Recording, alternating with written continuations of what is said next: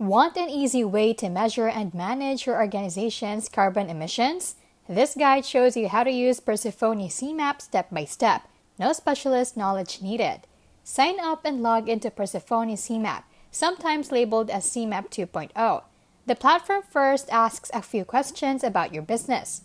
This helps set up your account and data needs. You upload your emissions data, things like energy use, fuel records, or supplier reports, manually or via connected systems. Persefoni then calculates your scope 1, 2, and 3 emissions and creates visual dashboards to show your carbon footprint over time.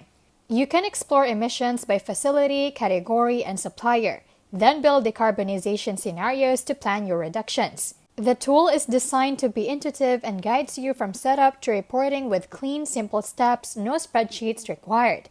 Using Persefoni CMAP is straightforward. It answers questions, upload data, review your emissions, and start planning reductions. It makes carbon accounting feel as simple as financial reporting. This has been How to Literally, where we keep it smart, simple, and scam-free. See you in the next one.